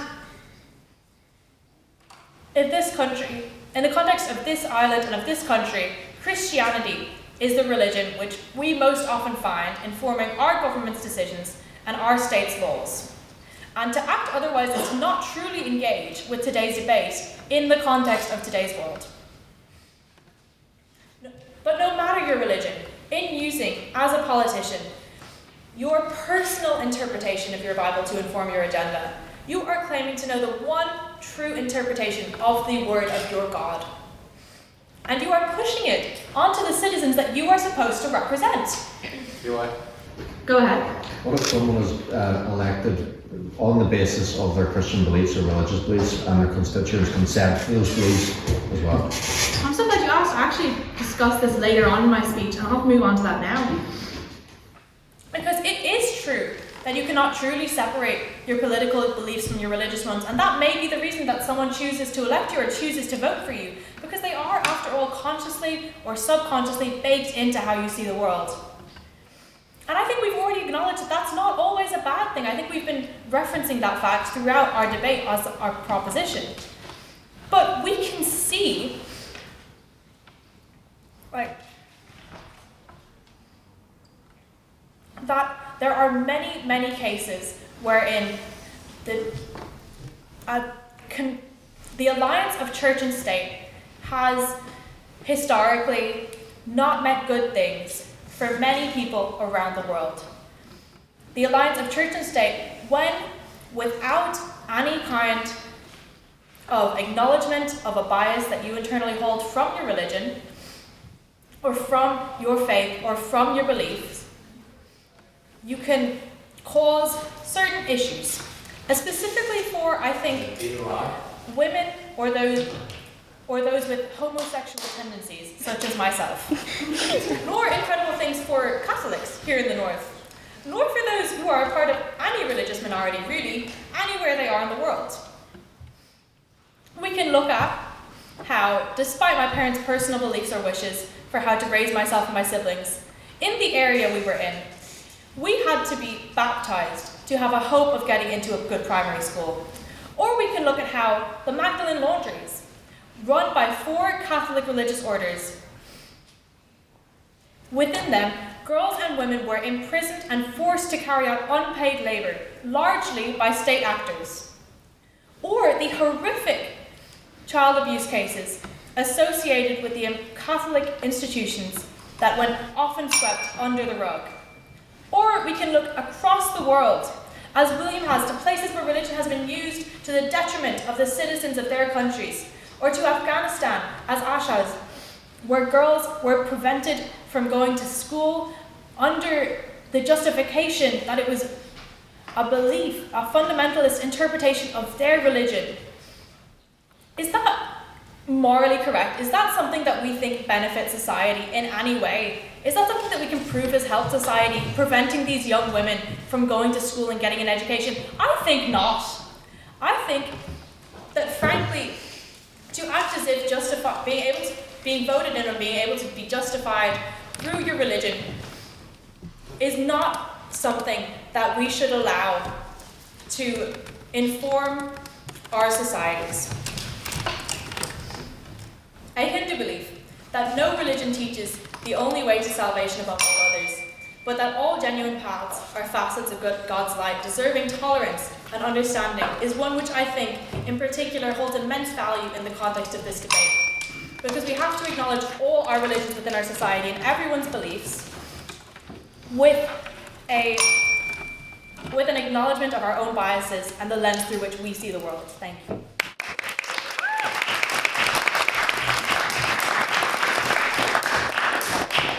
Rosa, for that very fine speech. And now to close the case for the opposition and the debate as a whole, I would like to invite James to the podium, please.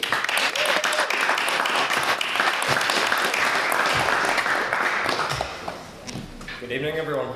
So, as I say, the initial vote didn't bother me at all because I'm a descendant of the Huguenots, so you might say I'm used to fighting hopeless causes. But anyway, 2 questions I want you to keep in mind. So what? And by what standard?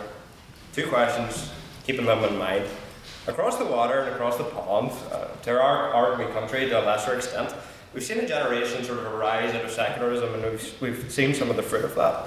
Progressive ideology has caused young men to lament their core identity, religion, sex, race, and so on, and nation, and demand that these things be set aside in the interest of inclusivism. In other words, the proposition is saying that we must separate religion from politics, and that's saying that us Christians should not engage as Christians in politics, which is, of course, exclusive. If that doesn't make sense to you, it doesn't make sense to me either. The myth of neutrality. Tonight is a spiritual battle The proposition is against Christ and his word, and therefore do not want to recognize his authority over them as individuals and by extension the political realm. The Bible makes claims concerning Christ and his authority. The early church was persecuted because they refused to say Caesar is Lord, instead confessing Jesus Christos, Jesus is Lord. The reason Caesar had a problem with Christians was that he recognized that they were a threat to his ultimate authority.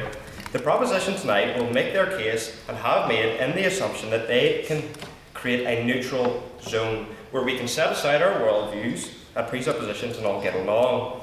However, this is impossible. Hence, I will be making the case for not separating religion from politics based upon the impossibility of the contrary.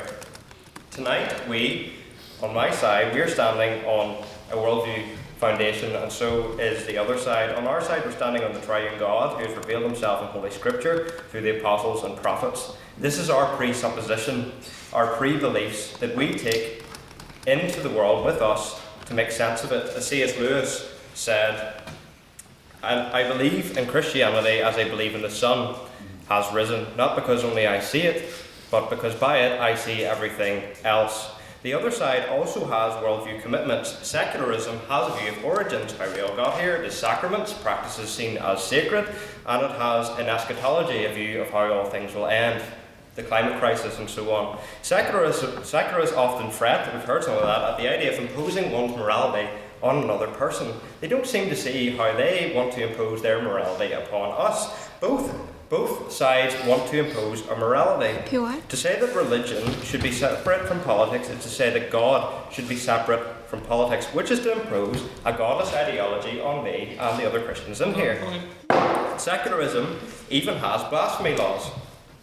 I can very much get arrested in a few minutes just by going outside and saying a few things. A school teacher who acknowledges basic reality can get arrested because he says to a boy who thinks he's a girl that he is in fact a boy. He will be taken up on the charge of heresy or blasphemy against the idols of our age. Douglas Wilson said, if there is no absolute authority outside the system, then the contingent authority within the system has become functionally absolute. It is not and cannot be absolute, but they can try and act like it is. In short, if there is no absolute above the state, then the state becomes the absolute.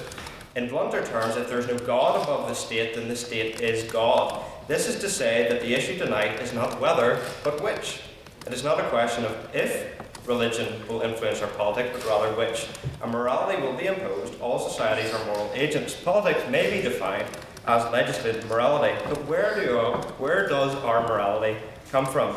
From a biblical worldview, our morals were grounded upon and are grounded upon the character of God revealed in his word. We were made in his image, and therefore we were meant to reflect him. Lying is wrong because God's not a liar. Stealing is wrong because God is not a thief. You get the idea. Forgive me as I quote the Declaration of Independence as a staunch Brit, but we are endowed by our Creator with certain inalienable rights, and among them are life, liberty, and property. But under secularism, there is no Creator, and hence there are no human rights, for they are grounded in the God who made us. Caesar then sees an opportunity to fulfill that job opening. We have seen the consequences of a nation that believes itself to be the definer of the rights of individuals, which any example of a quote religious conflict does not even begin to amount to in severity. We've seen the consequences of secularism in our own society. Previous generations can be forgiven for believing this myth of neutrality because they survived on the benefits of the Christian society that built the society around them, but since they've been hijacked now, we're thoroughly into clown world. We no longer know what boys and girls are. It is Christ or chaos. The reason we are here is that secularism is not congruent with human flourishing. It is an attempt to live contrary to the world that you're in, which is God's world. Proverbs 1:7 says, the fear of the Lord is the beginning of knowledge, fools despise wisdom and instruction. Secular politics is self-refuting, because to engage in politics is to seek to justify moral claims. To justify any moral claim whatsoever, there must be an objective, meaning that it is true whether I like it or not, universal, applies to all people, and unchanging standard of morality. There is no ultimate justification for any moral claim in a secularist worldview. The best they can give you is preference, but your preference is not binding on anyone else. The idea of political debate cannot be accounted for in a secularist worldview.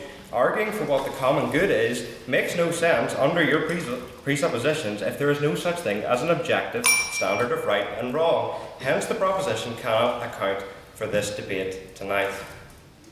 1 minute? Yep. Okay. I am not saying that they do not make moral claims, because of course they have, and they do. However, I'm saying they cannot justify them. 2 questions I want you to keep in mind. By what standard, and so what? Religion has been used to oppress minorities and poverty. So what? Our ancestors were fish. We live in a purposeless universe that didn't have us in mind. Man descended from apes, therefore we must love one another, is not a worldview that can provide the preconditions for intelligibility, and hence cannot make any moral claim or justify any moral claim. Clumps of cells banging into other clumps of cells isn't a problem in a secularist worldview, but there's a solution. We've seen the collapse of our society, we're seeing the collapse of our society, and I offer the solution, and that is repent. As a voice in the wilderness once said, we must turn back to God and to His word. As Psalm 2 says, kiss the Son, lest He be angry, and you perish in the way. Blessed are all those who take refuge in Him. Amen.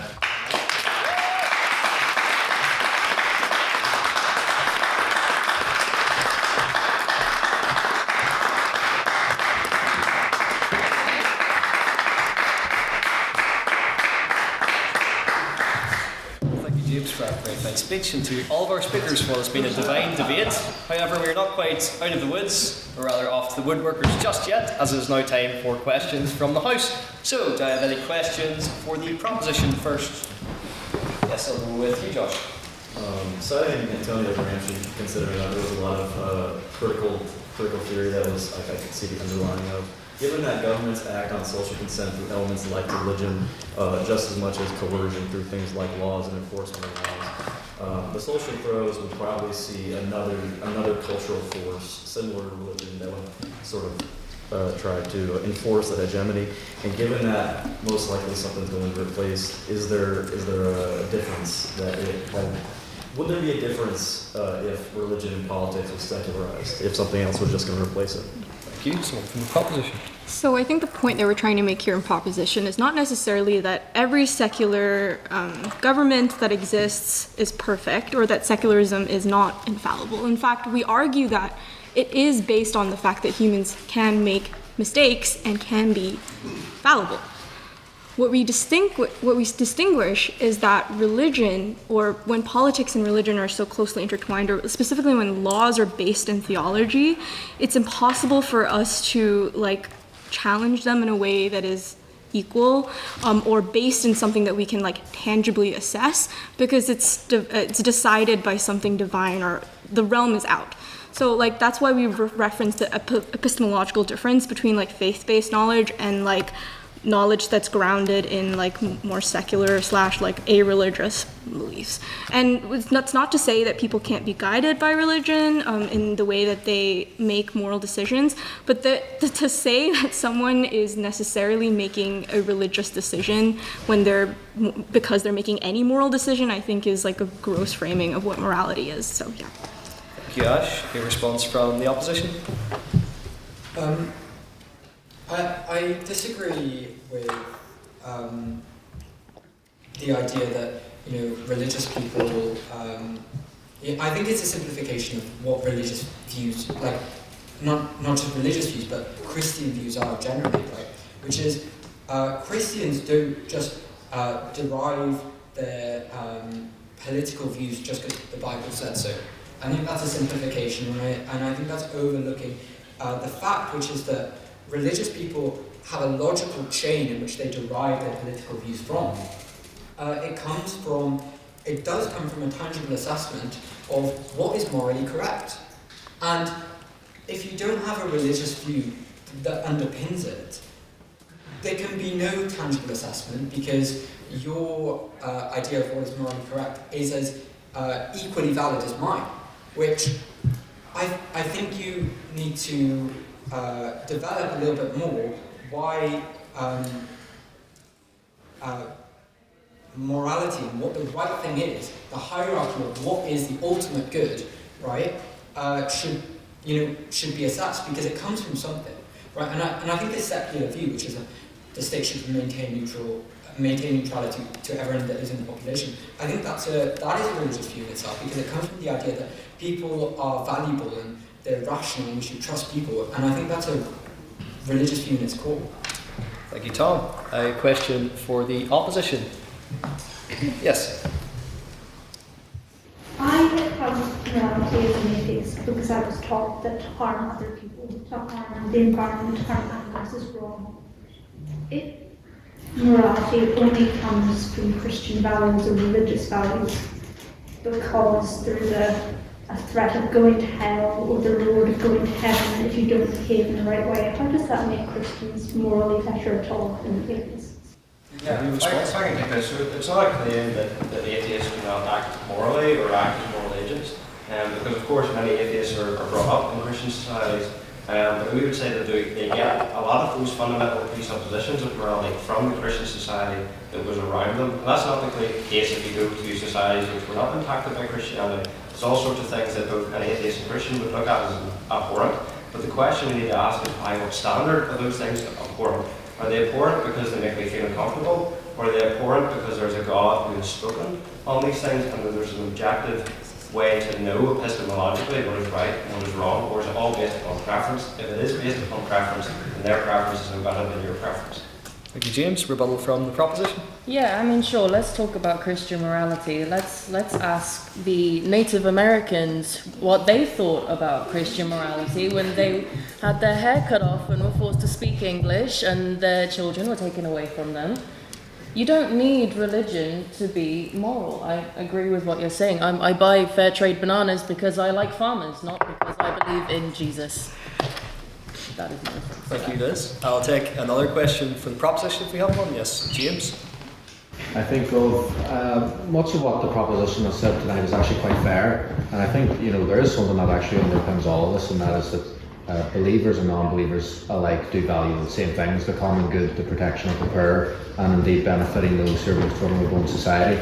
A lot of the negatives of religion was mentioned in this debate, which is quite obvious. But indeed there are many positives also. So if we really do separate religion from politics, for example, worldwide the Catholic Church runs 25% of healthcare facilities. The Catholic Church is the largest non-governmental provider of healthcare and education worldwide. That's not even taking into account the Islamic faith and other Christian denominations. If we do take out religion out of politics, and indeed religious people out of governance making, then we're making a massive, drastic impact, one that is negative on society. And indeed, when it comes to things like education, it was early Christians who founded the early university system, and indeed the non-for-profit hospital system. So if we take those people out of politics, we're all going to suffer in some way. Well, we're not. Go ahead. We're not arguing that we take religious people out of politics as a whole. We're not arguing that when you sign up to become a politician and when you sign yourself into government, you have to sign a paper that says, I don't believe in any faith, I'm an atheist. We're saying that you have to acknowledge that your religious beliefs are personal to you, and that you can't be pushing your religious beliefs onto other people through pushing them into laws or through pushing them into the way that you govern people, and instead that you should govern your people with a view as to, okay, so I can see that this is providing good in this society and this is providing bad in this society, and perhaps your feelings that you want to do good, your belief that doing good is the right thing to do, comes from your religion. And obviously we don't deny that there is a lot of good that Christianity has done, that there is a lot of good that the church has done, but you equally can't deny that there's a lot of bad that the church has done. So if we're just pointing at case studies on either side, we're not going to get anywhere. We can see through secularism that there is a scientific way to prove, okay, this is providing good, this is making my life easier, this is making the lives of the people I care about easier, so I want to push for this, and I want to push for this policy, or I want to push for this law to come into effect. I don't think that, I don't believe in any religion, but I still believe that murder is bad, because if my friends died, if my friends were killed, I would be upset, I would be sad, and that's something that is fundamental, I think, to the human condition. Thank you, Rosa. Response from the opposition? I fear with this motion that there's been a lens where it's been looked at that is this debate arguing which is better, a secular worldview or a religious worldview? I think when we do look back to the motion and the title, this House would separate religion from politics, we have to think of, maybe with what I mentioned earlier about pluralism, that we can understand and take benefit from listening to a religious worldview. It doesn't mean that we necessarily have to adopt it in its absolute nature and neglect others.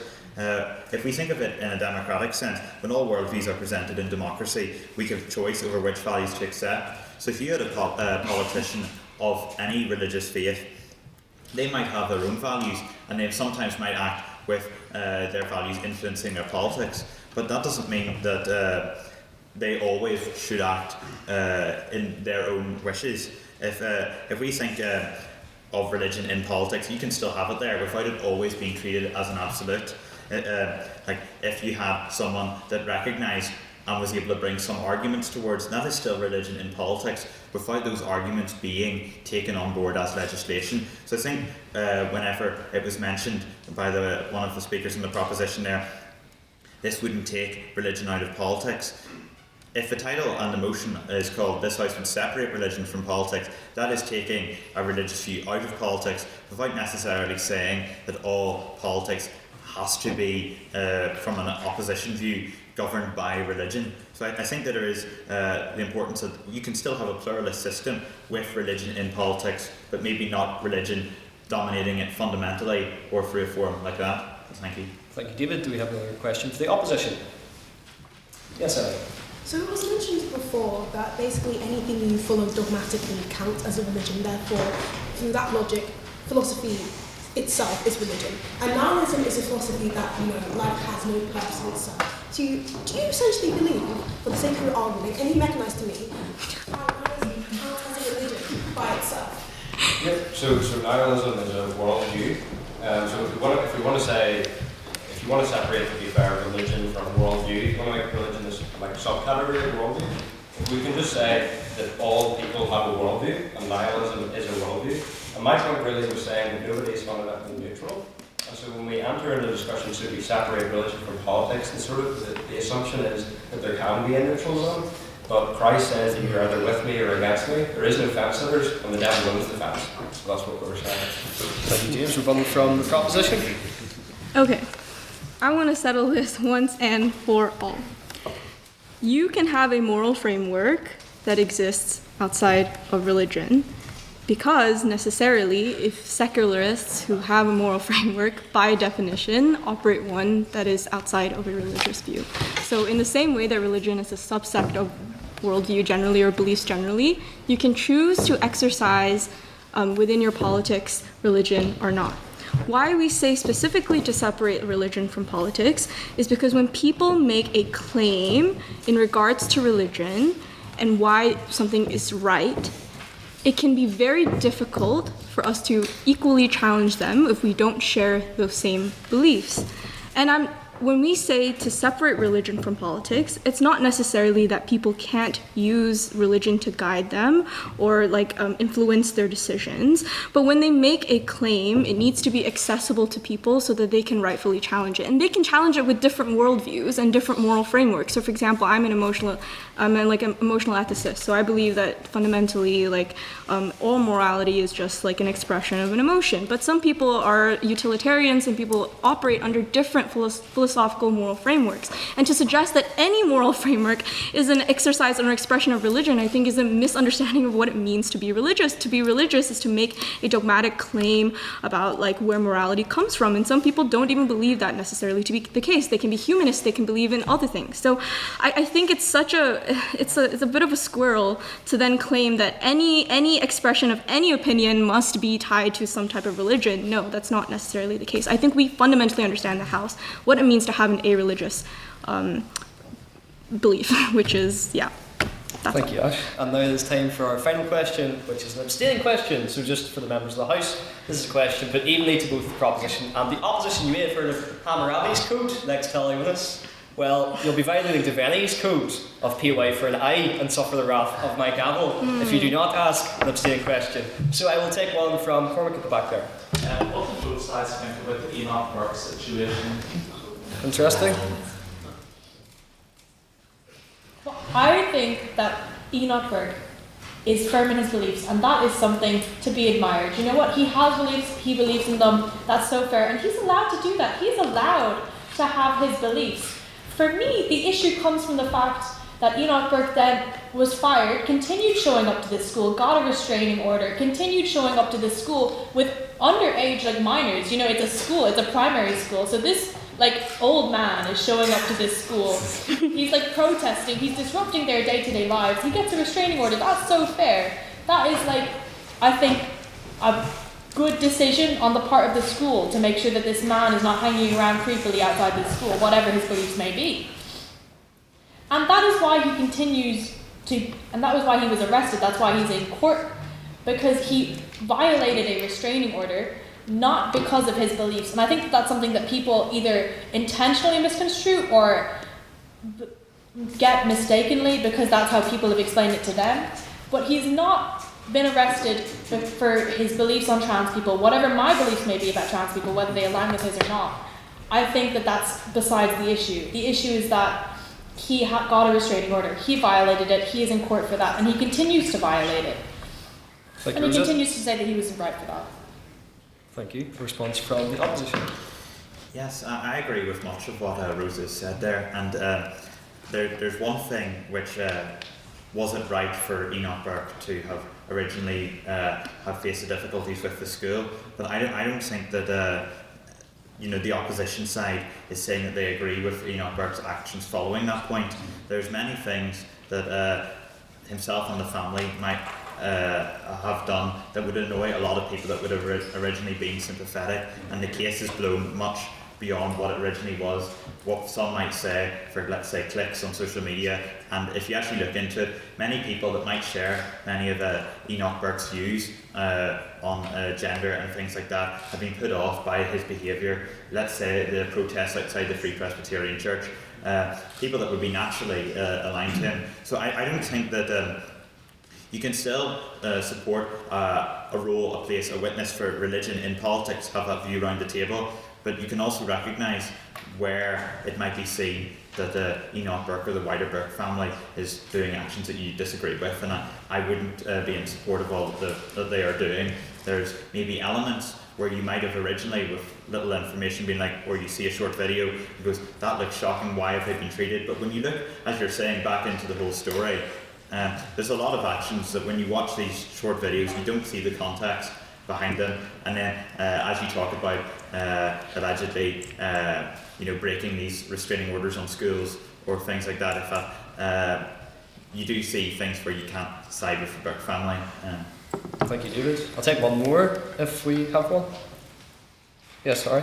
Well, both proposition and opposition spoke very well, but I think they're missing one core detail to do with emotion. So separation of religion and politics. It's clear that religion and politics are both connected, but both sides only focused on the dominance of religion within politics. However, there was no critical engagement with political dominance within the church. I'm thinking back during COVID, the imposition of masks during COVID in churches. You could say forcibly had to wear them. So it's like a double-edged sword. So I'm just wondering on both sides why no one brought that up with the state imposing on the church. I'll start with the opposition this time.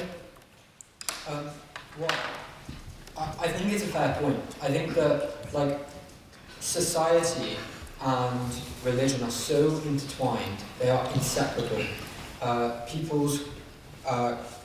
Many people's conscience derives from their religious worldview, and we can't betray that. We can't betray what people believe in their hearts. We live in a democracy after all.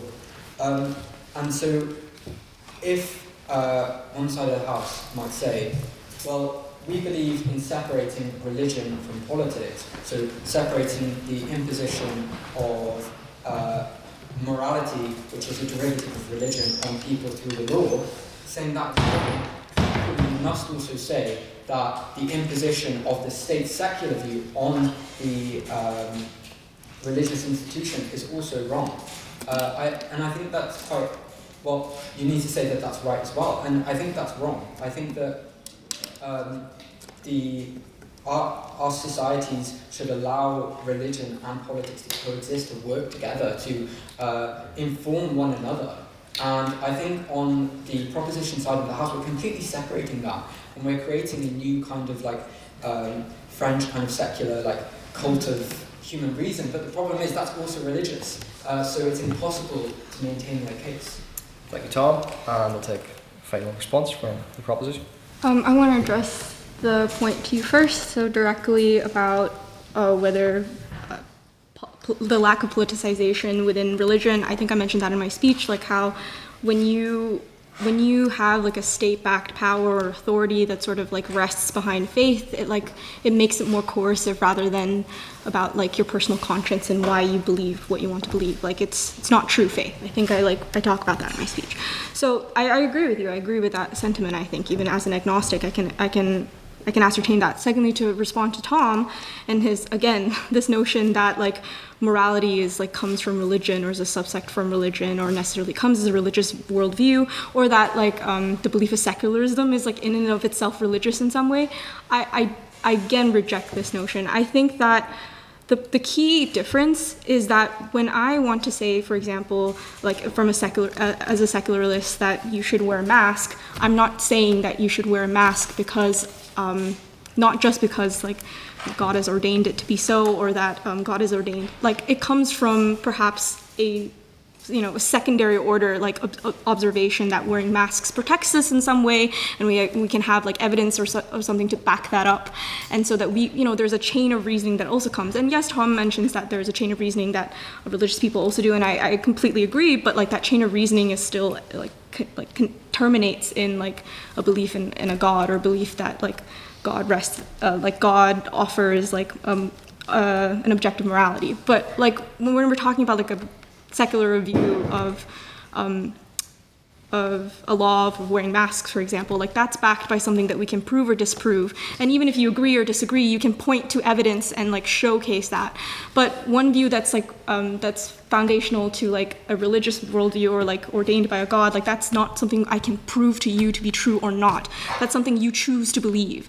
And so that lack of falsifiability, back to Karl Popper, falsifiability is the best and most important way. It's what's led to vaccines. It's what's led to progress. So I will refuse to sit here for someone to tell me that they can put forth an unfalsifiable claim and that my life has been made better for it, because that's just not fundamentally true. You cannot take that to be the case. So yeah. Thank you, Ash. And so concludes the questioning section of our debate, and it's now time for judgment with our vote on speaking ability. So just to remind you all, this is not your own personal opinion. This is which side you thought spoke best based on the metrics of presentation, rhetoric, argument, teamwork, and engagement. So can I have all those who wish to vote for the proposition on the vote on speaker ability to raise their hands now, please?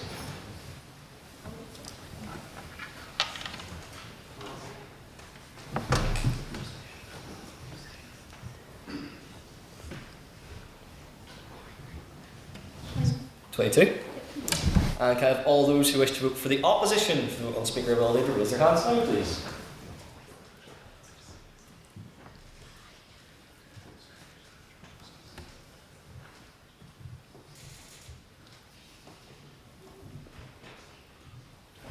Yes? And finally, can I have all those who wish to abstain from the vote on speaker ability to raise their hands now, please?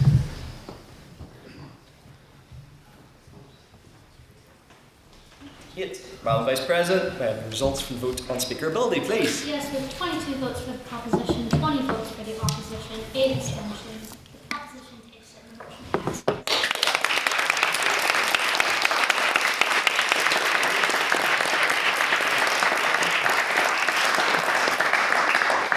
Yes, congratulations to the proposition and to all the speakers for all this a wonderful debate. And before we all head to our social, I would like to draw your attention to the fact that now that council is complete and we have finished our penultimate debates, membership is now open again.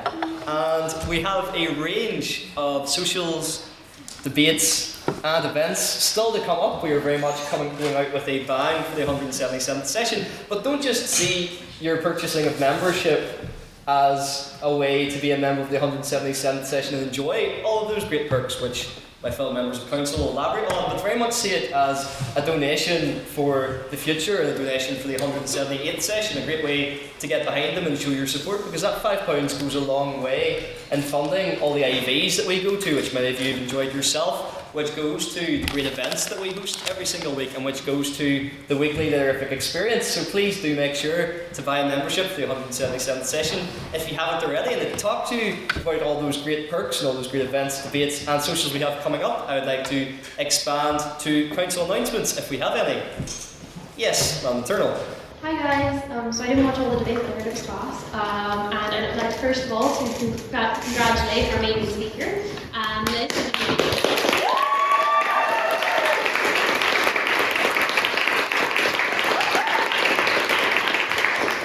I was here for that one, but it was class, but I had to get moved, so sorry for my own professionals. But yes, so we have a debate next week. It is our last debate of the year, which is kind of crazy. It's gone very quickly. It's this house with Revolt. Low-key, it's kind of full, but in terms of speakers for next week, so I'm kind of, the decision will be made based on the sign-ups that are kind of already there, because that's the highest amount of interest we have. But if you really are desperate to speak on that debate, you can come to me and like argue your case for being on that debate. But to be honest, the decisions are kind of made based on the sign-ups that are there, but there's still some wiggle room. But yeah, that's basically it. I'll give a proper announcement next week, but yeah, hopefully everyone can come. I know everyone's busy with exams and stuff, but please come next week. It's our last debate this semester, should be good fun, and I'm kind of fried, so I'm going to stop speaking, so that's it.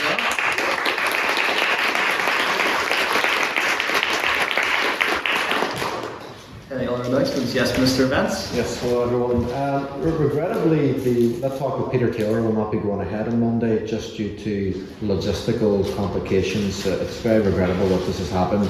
But there are two more lit talks that are occurring. We have the lit talk with the Speaker of the Assembly, the current Speaker, Edwin Poots. And then the week after we have another lit talk with the former Speaker of the Assembly, Alex Maskey. We also have one more great debate to do that I know Jack was working on. Perhaps in the next few days there will be something announced about that. I would ask you all to keep your eyes open on that front, but all will be announced quite soon. Thank you. Yes, please join us for those events, and that reminds me as well, there's a QR code at the back, so we'll keep posted on our socials for not just the events we have coming up, but there are also socials and potentially some collaboration debates with other societies on the horizon. Madam Vice President? Yes, alright, so including that next week is our last chamber debate. Next week is also the final debate of the Campbell Women and Gender Minorities Subcommittee. It is taking place on Tuesday, I believe probably in the Senate again, yes, at 7 p.m. And it is the motion, this House believes men just can't get it done. So what the it is, you decide, but you can sign up through the QR code. There's an interest form. Please sign up, because I don't want to turn anyone away from speaking. If you want to come and speak on that debate, come to me as well if you have any questions or anything. But it should be a really fun one. It'll be really fun. And it's a great way that because Revolt is low-key, this house with Revolt is low-key kind of full. If you're a woman or a gender minority that really want to speak before the year ends, it's a great way to give you the opportunity to speak. So, and everyone should come and watch, they're really fun. I've reiterated it many times, but it's open to anyone to attend. You don't have to be a woman to come. But yes, and there might be a possibility of having, I haven't told you this yet, but of having a guest speaker talk, not next week, but sometime in the future as well, which we discussed once before, but I did not follow you up on. But anyways, it should be fun, and keep an eye on the socials for that, please. Thank you. Thank you, right?